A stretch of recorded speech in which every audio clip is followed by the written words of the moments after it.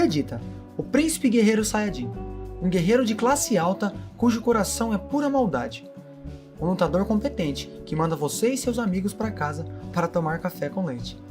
É absolutamente indiscutível que Vegeta é um dos personagens favoritos entre os fãs de Dragon Ball, o que não é injustificável. Além dele possuir diversas características que conseguem agradar uma enorme base de fãs, desde sua personalidade, seu visual, a sua dublagem realizada de forma magnífica por Alfredo Rolo. Desculpa, Dado Monteiro, eu não tenho dúvidas que você deu sangue durante as dublagens de Dragon Ball Kai, mas a voz do Vegeta sempre será de Alfredo Rolo. Há ainda um dos principais motivos talvez para nos apegarmos ao príncipe dos Saiyajins, o seu desenvolvimento durante a história. Sim, não acredito que seja nenhuma surpresa para os fãs de Dragon Ball todo o excelente desenvolvimento dado ao Vegeta, sendo possivelmente o melhor de toda a série. Mas existem curiosidades sobre esses acontecimentos que podem ter passado batido, e eles serão explicados nesse vídeo.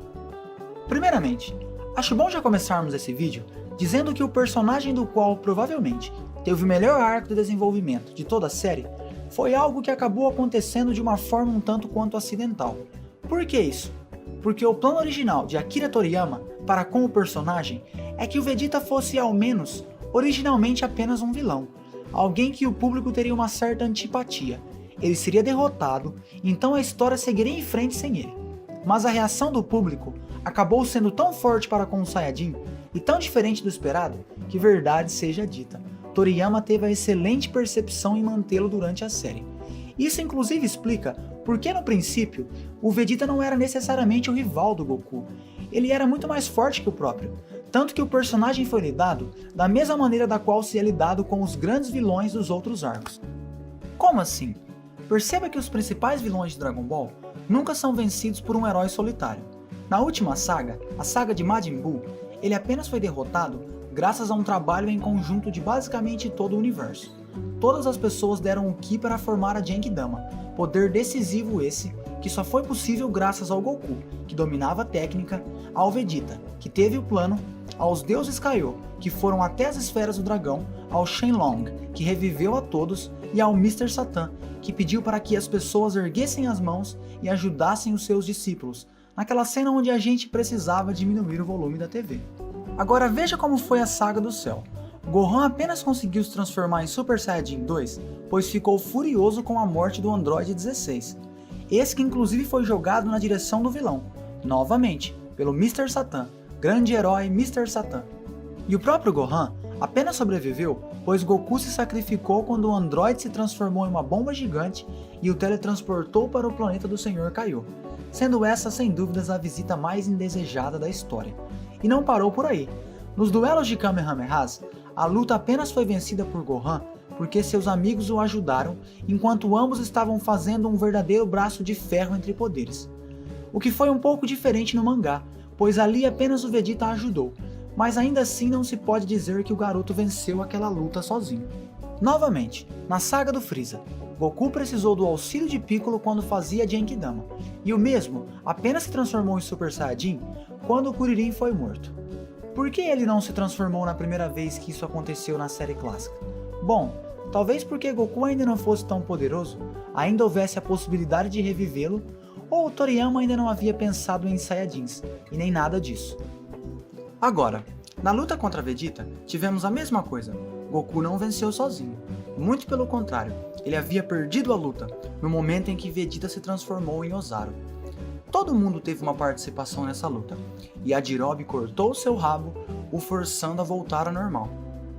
Kuririn então lança Genkidama na direção do Vegeta, mas ele se esquiva do golpe, e o ataque acaba indo em direção ao Gohan, que estava logo à frente do Saiyajin. Nesse momento, felizmente, Goku diz ao seu filho que qualquer um que possui um coração puro pode manipular a técnica. Então, usando as duas mãos, o garoto muda a trajetória da técnica, acertando o Vegeta em cheio. Inclusive, foi o mesmo quem deu o golpe final ao se transformar em macaco gigante. Ou seja, Vegeta foi originalmente concebido como um vilão. Nada de relacionamento com a Bulma, nada de família, nada de karaokê em Dragon Ball Super. E não só isso, houve uma entrevista do próprio Toriyama onde ele disse que o Vegeta não é um dos seus personagens favoritos. Na verdade não está nem perto disso. o personagem favorito dele na série sempre foi, é claro, o Pual. Brincadeira, é o Gohan. Agora, uma coisa que é importante ser deixado claro, muitos gostam de dizer que Dragon Ball tem um problema crônico de desenvolvimento de personagens, o que não é necessariamente verdade.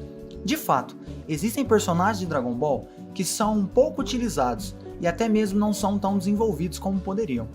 Mas aqueles que de fato são, esses realmente representam um trabalho muito bem feito. Vemos Gohan, desde uma criança covarde, se tornando um guerreiro poderoso e confiante em suas próprias habilidades, até mesmo ao ponto de sofrer as consequências por isso. Mas ainda assim, uma criança insegura, que cresceu até o ponto de construir uma família e realizar o seu sonho de se tornar um grande cientista. Temos Piccolo, que era originalmente um vilão, e termina a série unido novamente ao seu lado bom, vivendo no Templo de Deus e sendo quase uma figura paterna pro Gohan. O Kuririn, que antes era apenas um moleque arrogante e trapaceiro, se torna uma boa pessoa, se casa e até mesmo tem uma família. Bulma, que apenas queria um namorado bonitão na série original, termina casada e também com uma família construída. E você tem o Vegeta, que tem o melhor desenvolvimento de todos. Por quê? Porque ele, além de lento, progressivo, toda a transformação em si não é apenas rica, como também faz sentido para com o personagem. Não é algo forçado, é algo extremamente natural. É uma transformação que agrega valor e não diminui. Agora, a maior das curiosidades. Você percebeu que toda a transformação do personagem foi perfeitamente simbolizada pelas suas vestimentas? Bem, lembramos de Vegeta na primeira saga. Ele era 100% vilão, matando diversos personagens inocentes ao seu bel prazer, explodindo planetas e tocando o terror. E como os Saiyajins eram descritos em Dragon Ball Z? Exatamente assim, uma raça de guerreiros que só pensavam em lutar e causavam um verdadeiro terror por onde passavam. Agora, qual raça era representada de uma forma completamente diferente? Os humanos, os terráqueos. Pensa quando Goku chegou na Terra pela primeira vez. Ele foi enviado com a missão de destruir toda a vida do planeta. E como ele era? Violento, maligno. Isso até o acidente em que ele bate a cabeça, e toda aquela maldade desaparece do seu coração. A partir desse momento, ele é criado como um terráqueo, ele se vê como um. E como é o Goku quando representado dessa forma? Uma boa pessoa. Então podemos fazer um paralelo entre o lado Saiyajin, sendo alguém mais violento, maligno e de certo modo vilanesco. E de outro lado você tem os terráqueos, ou então os Saiyajins que possuem algum elo terráqueo. Como eles são? Bondosos, heróicos. Agora, repare como eram as vestimentas do Vegeta na primeira saga. Uma armadura completa, com ombreiras e até mesmo detector de Ki. Essas vestimentas passam a seguinte mensagem: esse personagem é 100% um Saiyajin, ou seja, ele é 100% um vilão. Agora, vamos um pouco à frente. Depois que Vegeta já foi derrotado na Terra e se mandou para Namekusei, quando ele chega lá, ele ainda claramente é um vilão. Ele destrói as vilas de Namekuseidins, ele persegue os protagonistas e representa um perigo real. Ele apenas não estava do lado de Frieza, o que não quer dizer necessariamente que ele não seja também um vilão. Isso é um conceito que as pessoas muitas vezes não entendem. Estar contra um vilão não faz de você necessariamente um herói. O que começa a fazer de você um herói? Bem, existem várias maneiras de dar o primeiro passo. Lutar por algo justo? Sim, mas existe uma outra maneira: lutar do lado dos protagonistas. Sim, para combater Frieza, o Vegeta se alia aos personagens principais, Kuririn, Gohan e até mesmo a Goku. E como estão as suas vestimentas a partir do momento em que isso acontece? Não possuem mais ombreiras. Isso simboliza que o lado Saiyajin diminuiu. A armadura age como um símbolo. Uma armadura para o mundo externo, enquanto a sua essência permanece intocável dentro daquele uniforme. Mas chega um momento em que ele cede. Ele está aberto à possibilidade de lutar ao lado de seus inimigos terráqueos, contra um mal maior. Ele baixou um pouco as suas defesas para aqueles que em outro momento eram seus inimigos. E essa redução das defesas é simbolizada com a figura de uma armadura sendo diminuída, uma armadura Saiyajin. Quais as consequências disso? Vegeta, em nenhum momento após isso, irá realmente agir como um vilão novamente, forma essa da qual ele costumava agir antes desse momento. Inclusive, teremos uma das cenas mais icônicas do personagem, onde ele, tomado por vergonha e frustração pela derrota contra Frieza, mas se apegando ainda ao orgulho que sentia por seu povo e pelo seu sangue de guerreiro, ele pede, no leito de morte, com lágrimas nos olhos, que Goku, um guerreiro de classe baixa, do qual ele por tanto tempo desprezou, acabe com esse maldito vilão que destruiu seu planeta. Essa cena também é muito simbólica, o símbolo dos Saiyajins orgulhosos, destruídos pelo vilão, que tantas desgraças causou ao seu povo, implorando a um Saiyajin de fora, de classe baixa, para que ele se encarregue de fazer aquilo que eles mais queriam, aquilo que eles não foram capazes de fazer. Vegeta não está simbolizando apenas ele nessa cena, ele está simbolizando todos os Saiyajins que foram humilhados nas mãos de Frieza, pedindo que a vingança fosse aplicada da melhor maneira possível por outro Saiyajin. E quanto ao Goku nessa cena? Ele representa o Saiyajin bom, aquele que ninguém deu real valor, mas que com todo o seu esforço conseguiu chegar ao topo, aquele que tornaria a maior das lendas em algo verdadeiro, a lenda da qual aquele vilão tanto temeu, a lenda do Super Saiyajin. Bem, seguindo em frente, vamos para a Saga do Céu. Nessa, temos um prosseguimento das mudanças apresentadas na saga anterior. Vegeta continua sendo um Saiyajin orgulhoso, tanto que suas vestimentas continuam de certa forma as mesmas, mas ele também não era mais o vilão de antigamente. Outra característica também bem apresentada em suas vestimentas. E nessa saga, temos o desenvolvimento desse personagem, menos vilanesco. E o que acontece de mais relevante? 3 coisas. Primeira, ele desenvolve uma família com uma terráquea, raça essa que ele originalmente veio ao planeta para destruir, e vender esse mesmo planeta depois por um bom preço. Oscilações. Mas não houve mudanças necessariamente drásticas. Houveram momentos em que Vegeta estava mais orgulhoso do que nunca, o que a longo prazo poderia levá-lo a tornar-se um vilão de novo. Esse foi o momento quando ele também se transformou em Super Saiyajin. Inclusive, é nesse momento que temos a famosa cena do Meu Coração é Pura Maldade. Mas oscilações não foram apenas essas, sempre pendendo para um lado um pouco mais sombrio, como também houve o oposto, quando ele percebe que apenas atrapalhou o Gohan e pede desculpas por ter causado tantos problemas. A fúria da qual se enche quando Trunks morre e a vergonha da qual sente ao fim da luta, quando ele diz que nunca mais iria lutar, apenas para voltar a lutar alguns episódios depois. Aliás, existe um desenvolvimento para essa cena no filme A Batalha nos Dois Mundos. É um filme legal de Dragon Ball Z, fica a recomendação. 3. Em nenhum momento ele parece uma ameaça real para os protagonistas. Agora vamos para o maior de seu desenvolvimento, a saga de Majin Buu. Nessa fase, Vegeta está ainda mais civilizado. Ele mora e treina com seu filho, ele anda junto de sua família, e é a saga que leva inevitavelmente aos seus principais momentos de todo o anime. A primeira é uma das mais lembradas, é quando ele permite a si mesmo ser controlado por Babidi. Esse momento é muito relevante, pois mostra o personagem tendo uma percepção das mudanças que o próprio sofreu durante o decorrer da história, entrando assim de certa forma em um estado de negação e desejando voltar a ser o que era. Ele permite que o seu coração se encha de ódio e ele possa ser novamente o personagem da primeira saga, aquele do qual não passou pelas transformações de todos os eventos anteriores. Tudo isso impulsionado por uma percepção. Ele ainda continuava mais fraco que Goku. E é nesse ponto onde residia o seu orgulho Saiyajin. Mas tudo acabou sendo em vão. O personagem de Vegeta mudou tanto pelo decorrer da série que nem mesmo o ato de vender a própria alma ao diabo, como disse o Goku, foi capaz de apagar os sentimentos novos que nasceram em seu coração. Ele ainda se importava com sua família, ele ainda se importava com seu arquirrival, Goku.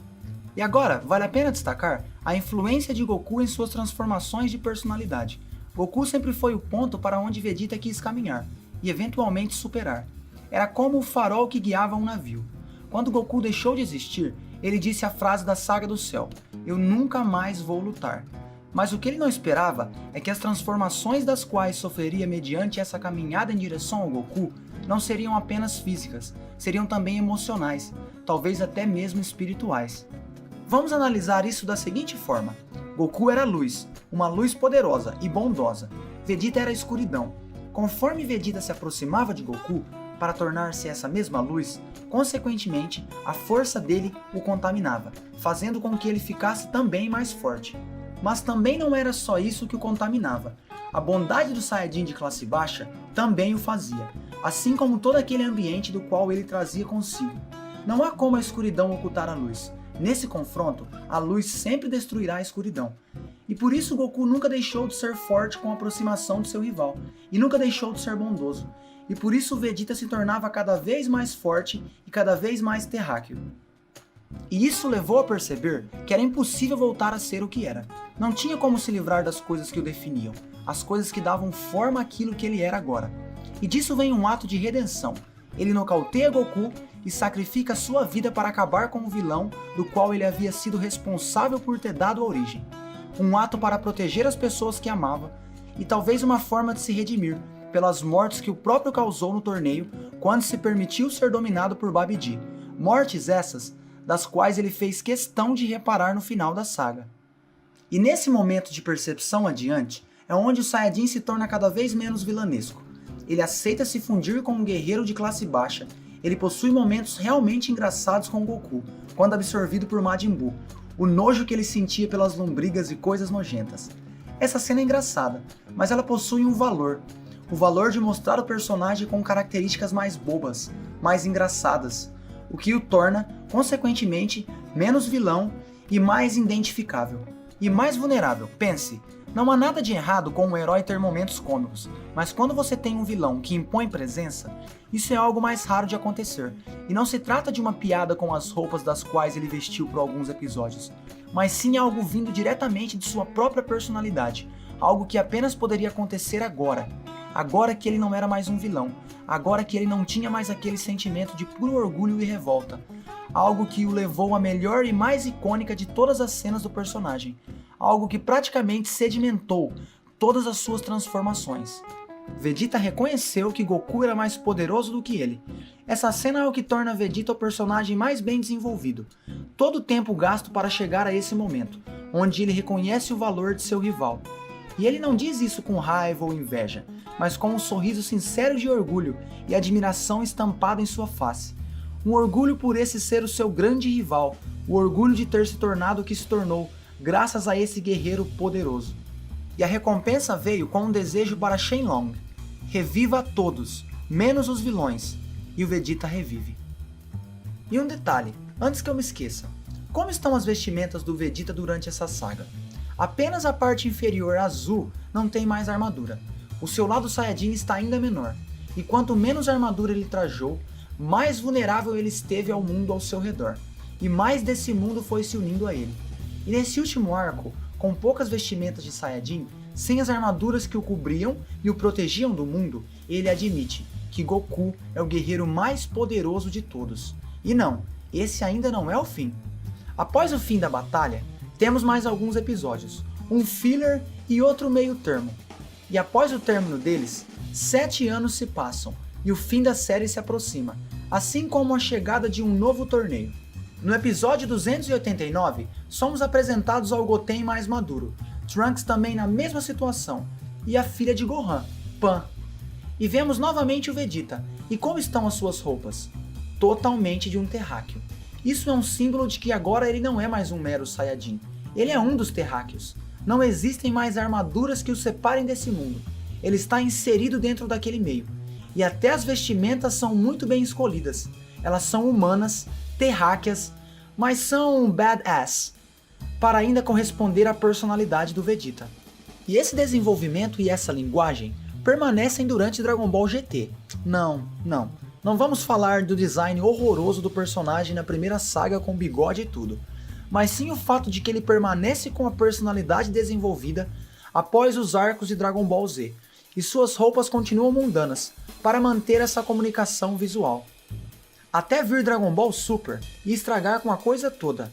Bom, não toda, apenas as roupas. A personalidade em si do Vegeta em Super é muito bem trabalhada. O personagem não apenas manteve as transformações resultadas de toda a história até esse ponto, como eles conseguem ir além e desenvolvê-lo ainda mais, até chegar ao seu ápice desde o fim de Dragon Ball Z.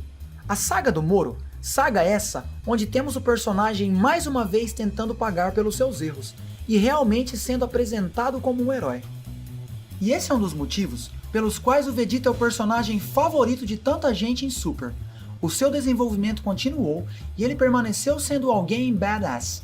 E por mais que eu goste do Goku, ele não teve esse mesmo desenvolvimento, especialmente em Dragon Ball Super, onde, ao meu ver, o roteiro realmente prejudicou o herói, com mudanças de personalidade que não acrescentaram, mas sim diminuíram.